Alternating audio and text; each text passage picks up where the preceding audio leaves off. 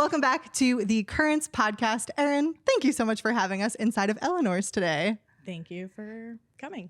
Our pleasure. Can you tell me, and for those who are listening and can't see where we are, what is Eleanor's? Where are we? What are we looking at? So this is Eleanor's Norfolk. We are a intersectional feminist bookstore and bottle shop.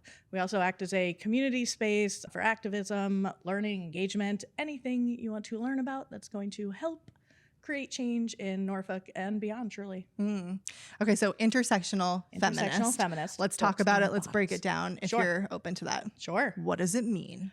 Essentially, it means that you recognize that people have a lot of different identities that create the ways that they operate through the world, whether that's from their own perspective or what society kind of sees them as and like puts expectations and ideas and whatever onto them. So it's just recognizing that there are a lot of different ways that people can exist and be, and there are a lot of different ways that those identities can be oppressed. And yes, oppressed is a great word. Yep. Okay. So for someone coming into Eleanor's and having that kind of like lens coming in of, I feel like there's a lot to learn here and a lot to unlearn potentially. Yes. Can you tell me like a little bit about what makes this different than, you know, a big name bookshop, and then also just like other bookshops that are just a local bookshop? You know what I mean? Yeah, 100%. Obviously, there's a big stark difference between big box stores and independent stores of any kind, including bookstores. Anytime you have a local retailer, all of your money, your taxes, the people who work here, like all of that's getting funneled back into the city. I can't remember the exact statistic, but it's 65% or something like that more than what a big box would bring in. Okay. So that's a basic difference. When you talk about other bookstores, they tend to curate a broader list of titles, and we try to focus very much on, like you said, unlearning, learning, perspectives that aren't ones that you have easy access to. So we try to stock books that you can't find other places, that maybe spark some interest in viewing the world in a broader and more holistic way. But it's just highly curated. That's truly all it is that we choose less books to come in. That's about it. Okay. And so you're curating very specific books to bring voices that aren't necessarily on the shelves of more mainstream bookstores as well, like to the forefront? Yeah, specifically in the fiction realm. Like there are a lot of other local bookstores that are amazing and bring in similar titles. But in the nonfiction realm, we tend to focus a little more on political engagement and understanding of, you know, reading memoirs of queer or Black or brown people that you don't get, that aren't as highlighted. That's really what it is, that we highlight it more and it makes it easier for a consumer or person to come in and find. Got it. Yeah. Can you, so like, why? Right? Like for you personally, like I would love, if you're open to sharing a little bit of your story and kind of like your journey to opening Eleanor's, how did you get here? Why is this important? Sure. So there's probably a lot of reasons why. So this might be, I'll try and condense it. We have time. Okay, cool. I've been in retail and hospitality for a very long time. I've had little stints in other things. When the pandemic hit in 2020, I was working at a local bar, and all the uprisings started happening, and there were a lot of things that went into this, but I couldn't afford to like live really, which wasn't just because you're working in a business that needs people to come in order for everyone to make a wage, and we didn't have that. So the opposite side of that is that I also had a lot more time to like engage in things that weren't labor. And that just truly just gave me time that I had never had before as an adult. I mean, you're working, even if you think you're working a 40-hour week, you're most likely not, right? With your commute time, a forced lunch or something like that. If you have to work more than one job in order to live, you don't have time to really pay attention to everything. And so you just kind of, whatever you learned in high school or college is kind of where your education stops. And once I started to learn more, I was like, oh, bad. It's not a good enough word, and I don't know the right word because I'm not super eloquent in the moment. But it just didn't make sense, the way that we do things, so the things that we prioritize as a society, right? And like that society is made up of citizens and of government and of nonprofits and churches and all of these different organizations that come together and cross over, but we don't talk to each other, we don't engage. And when we do know, some people, you know, sometimes it's just too hard to engage. So trying to make that avenue and make it fun and make it easy and bring people together that wouldn't necessarily normally come together made sense. I've always been a reader. I've always enjoyed bookstores, so that was a no-brainer. I also really enjoy the booze. I think it's fun to have a conversation over a nice wine. Yeah, I just had to do something. I just couldn't keep trucking along. You know, the more you know, and that's truly what it is. And then you get to make that decision of like, well, what are you going to do with that knowledge? And I guess I made the decision that everyone should have that knowledge. Yeah. And here we are. And here we are. Yes. Here we are. And here we are. Wow. And so part of that, knowledge and really like kind of that dive into capitalism and like how is this all working in terms of a city and like local business and all of that jazz. Obviously there's a lot there and we could do many episodes on all of these things and maybe we will. But for you kind of personally and setting up your business, I know that you've done some things uniquely and you're continuing to kind of like build a business in a way that doesn't exploit people for labor. Like you're very mindful about that. Can you kind of speak more about the decisions you're making in terms of building? Yeah, of course. When I first initially started, I didn't really even envision other employees because I was like, it's going to be small, And then once we got to that point where, we want to bring in more programming and having other voices is always better than just having one voice. It also didn't make sense to recreate what is already in existence when you can see what the outcomes are. So I started looking at other places. I was already inspired by Blue Stockings, which is a co-op in New York, but I started looking into Red Emma's and Firestorm and all of these other amazing bookstore co-ops, worker co-ops. And that made sense. I was like, yeah, of course, workers should own where they work and make decisions that affect what is so much of their life and livelihood, like how they actually are able to survive and live. Like they should have more input on that and equal input to anybody else. Just because I was able to access funding to open a shop doesn't mean I should dictate everybody else's lives who happens to have to work here, want to work here, whatever it may be. So we are in the process now of moving towards a worker co-op. We have 2 other people who are on staff in store with the idea that next year we will actually go through whatever the legal processes are that we have to go through to make them equal owners. So we're all just equal owners. We started that process last summer by inviting some customers and community members who are already really engaged to come on and be kind of like a board, but not in the way of like we think of nonprofit boards where they make decisions that affect everybody without like everybody's input. They're just another voice at the table who can see a different perspective that we might not have. So we tried to bring in a collective of people who do have different life experiences, who have different ideas, who have different needs in their own actual life that would make their life better in whatever way that means, entertainment or housing or food access. So we can actually start to build in a way that makes sense with all of those perspectives in mind, in like the way that we're interacting with the community and what we're offering as programming for the community. Yeah, and how we continue to grow. So we're in that process now. I'm very excited. And hopefully it can continue like spark some other folks to also think about longevity. I want Eleanor should outlive me by a long shot. You know what I mean? As long as the community still wants it and values it. Right. And it shouldn't necessarily have to be gone just because I'm older than I already am, which is pretty cool. No. Life is long. Correct, that's my current motto is life is long. There's room for projects. Like I don't think old is bad. No, that's true. Yes. I'm pretty good with that. Yes. Experienced. Exactly. More and more experienced. There you go.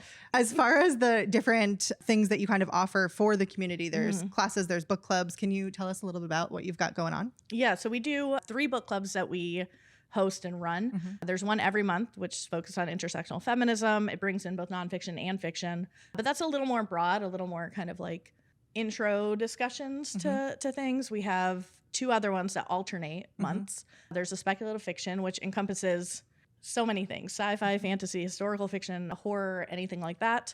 And then the 3rd one is radical studies, where we try and talk about actual structures and ideas that impact our kind of everyday lives and civic lives. We, as an example, because that one seems to be that one's harder to grasp. We did elite capture last time. We're doing the 2nd, which is focused on race and guns in America for our next one. So it's really talking about like those laws and bodies and societal norms that kind of govern all of us. What was the radical studies? Radical studies. Yes. Got it. What does radical like mean in this context? Radical in all of our contexts means getting to the root of whatever is happening and fixing what needs to be fixed, keeping what's working great, improving on that. But yeah, it really just means getting to the root, as opposed to like, it's easy, not easy, but it's easier to suggest a Band-Aid type solution that might work for the next year than to really say like, oh no, I need an actual overhaul of my entire like plumbing. Right. Yeah. But that's what actually would make a difference in the long run for everybody, not just even humanity, but also like our planet and the other little beings that live on it. Valid. Yeah. So it's that. Yep. So many different pieces to pick from there. It's like the branch and then you're going down into the roots, Yes, it sounds like, exactly. and really examining like, all right. Because how it did all we- intersects, hence Right. digital. It all makes sense. It all makes sense. We're whispering. Yes. I love it. In terms of like, how has it been to build a community? What was the reaction response locally? Like, how's it going? It's going good so far. Yeah. I mean, it's a nice kind of steady, slow build, which I think is beneficial because it gives us a lot of time to kind of iron out different things and really actually reach out and connect and engage with people, as opposed to it just being like, and then we're all scrambling to try and catch up. Yeah, it's truly been amazing. Like, I meet so many different people. I had no idea what would happen. Truly, I didn't know what the reaction would be. I got a lot of questions when I was passing my business plan out about like, but do you have to have these terms? Do you have to present it in this way? What if you just appeal to everybody? And that's what everybody does. So like, I don't need to do that. We have, again, amazing other local bookstores that are already doing that in a beautiful way. This is just an addition, you know, that can be a little more specific and a little more tailored and bring together people who have similar mindsets and values. It's hard to find each other in this digital world we live in, especially after the pandemic during. So yeah, it was really important to create like that physical space and bring people together, and it's continued to build, and hopefully it will continue to do so. Yeah. Love that. Okay. And then out on your, like when you walk into Eleanor's, there's a porch and there is a cabinet. Can you tell us about the cabinet? And you're doing like a bunch of different things. So I don't know how much you'd like to talk about, but if there are different projects that you're involved in that you'd like to give some voice to, we'd love to hear about them. Yeah, sure. So the porch pantry came about because I originally thought, oh, I wonder if we could just like have period products on the porch for people who need them, because period poverty is a real thing. Especially now. I don't know if anybody knows this, but if you don't have to buy like any kind of period product, it's like $11 for one box of tampons, and that will not last you very long. That's wild. And to get a menstrual cup, it's like $40, and like not everyone can drop that all at one time. It's fine, whatever. So it's not fine, it's which is not why fine, which is why there's a yeah. period pantry. Yes, there are a few people that we're talking to try and like expand that, but it came about because I had that idea, and I looked on good old Instagram, and it was just like, who's doing this here? And 757 Community Fridge just popped up. They had a fridge in front of Mea Culpa already. If you don't know what a community fridge is, it's literally a plugged-in refrigerator that you can put food in and other people can take. And if you need it, you can also go and take 24/7. There's never any kind of rules. It's truly just like, oh, you have something that somebody else needs and you don't need, share that with your neighbors. So I reached out to them, and they're an amazing organization who truly run on like mutual aid, which is just helping each other without expecting any kind of reciprocation, and understanding that we're all humans and we all have different needs. And sometimes we're not able to meet those needs for a variety of reasons. Right. So it's pretty basic. But I reached out to them, and they were like, yeah, of course we will do that. And they brought in the hygiene portion. They were like, what if we just made it truly hygiene? Because people need access to soap and toothbrushes and toothpaste and all the things that we use every day, and don't consider like, oh, what would it be like if we truly couldn't buy this for ourselves or our kids or grandparents, whoever it may be. So they got the actual bins and dropped them off with all the paint, and I painted it and put it up, and it is out there and has been out there. It's been running with some community help. We put in stuff as well, so it goes, you know, from everywhere, but it's being utilized because we have to fill it a lot. So we could use more. So if there's any other businesses who would like a fridge or a pantry or anything like that, they can reach out and we will make it happen. Beautiful. Yes. Cool. We also are part of the Hampton Roads Mutual Aid Network, which is a collection of organizations and individual people who kind of believe in this idea of us just kind of helping each other and recognizing that maybe we have undersold humanity, which I know sounds wild. I know it sounds wild because you see a lot of bad things all the time, but I guarantee you also see good things. I think there is something around the, how did you just say? Oh, overselling humanity. You said Underselling humanity. Underselling. You said underselling Yes. humanity. And the fact that like there are good humans and that we do want to help each other, but the opportunities to do that seem less and less unless it's like donate to a nonprofit. Correct. But then there's questions of like, okay, how exactly does this work and where does it go? And wait, you have an endowment. And also like, I don't have endless money to donate. Right. It's different if for, I think, a person who feels like I can't do everything all the time, but sometimes I do have $5 that I could help or an Also extra true. 30. And so the Mutual Aid Foundation, Mutual Aid Network. Network? It's definitely not a nonprofit. Yep. There are some nonprofits involved. It includes Humanities Behind Bars, is a 757 Bail Fund, Tidewater Solidarity Bail Fund, the Hampton Roads Reproductive Justice League, which is our local abortion fund, Tidewater DSA, which is the Democratic Socialists of America. Ooh, I'm blanking on so many other ones. 757 Community Closets comes to it, Our Angel's Closet, Auntie Advocate, who does a lot around gun violence in the city and trying to help neighborhoods. And then we connect out, right, with like other orgs as well, like the Sierra Club and New Virginia Majority and Virginia Organizing, like all the ones, because really, truly, it's about all of us building a coalition and coming together, right? Like that's the only way that we're ever going to get the power back to people. But I don't want to say that out loud. I get very earnest. It starts to sound very, That's how we redistribute. That's how we build an actual like equitable society that works for everybody, right? And we can actually see the humanity in each other and care about one another over material stuff that just isn't quite as important. I think that's a really like interesting point, just like over material stuff. Yeah. Like, because we do care and like there's choices that we're making all the time, and not to say that you can't make or you're bad for making or anything like that, but just have the awareness around. Yeah, exactly. Yeah. Very cool. Again, the more you know, more you know, and then you can make a decision from there. And it's not for me to like judge that decision that you make, but all the people who want to make the decision I want to make, cool, let's get together and see what we can do. Yeah. Yeah. Something you've like talked about a couple times, you mentioned it before in this conversation, but I've also heard you talk about it separately, is this like just concept that I think is like very unique. Whether or not it should be, that's another thing. But you tend to think about like how things could be if we thought about them like completely differently versus like starting where we are and building on it. Correct. And I think that's like very refreshing to kind of hear and think about. Yeah. Would you say, are there any like particular resources or books or authors that you would like recommend to people if they're listening and they're like, this lady, maybe perhaps they should just come here and talk to you in person, because I know your curation brain could probably do like an individual thing, but just because it does depend on like what you're interested in. That's the easiest way to try and, because it is donating time and energy, and we don't all have time and energy to donate.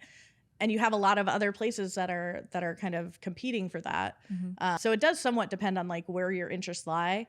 However, I tend to think in like broader context, going back to the idea of thinking of something that doesn't already exist, it's truly just imagination. It's just being able to look and see a flat surface and what could be built upon it. Hopefully incorporating whatever that flat surface is into the outcome. And with that in mind, I would recommend Robin D.G. Kelley's Freedom Dreams, which is a beautiful book about like radical Black imagination and like what that could mean. It's very abolitionist focused, as are we as a complete shopping collective. But that's a really good one. Mutual Aid by Dean Spade gives you a real quick, concise insight into what mutual aid is, how it differentiates itself from nonprofit, and the back 2/3 of this very slim, easy to read text. Truly, it's a guide. It's how to recognize burnout in yourself or somebody else, how to communicate with somebody who isn't coming from your same perspective, how to build. It's amazing. For something that's not nonfiction-y, I give Severance by Ming La to a lot of people. I think it's a really interesting look at how we live our daily lives and how we can continue to like live almost in this robotic sense, even when things are kind of crashing around us, because you see one particular goal or one particular idea of, quote, success, and kind of like what that it's just a beautiful like think piece on humanity and like our Yeah. goals. Add to my cart.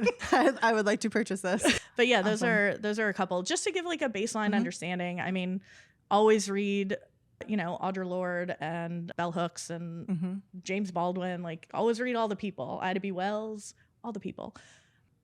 But those are ones that I would recommend like starting with because I think it gives a good foundation. Awesome. Beautiful. Well, thank you for having us in, and thank you for this conversation and like resources and different ways of thinking. For people, aside from coming in and shopping and kind of like choosing in that way, is there anything else we can do to support you and your work in the community? I think, obviously come in and shop. Perfect. We offer some free events, like the book clubs are always free. You don't have to buy the book here. Get from the library. We love our local libraries. You can also we have an Unfuck Your Perspective series, which is somebody who has some kind of base knowledge or experience in a topic, and then it's kind of an open community discussion.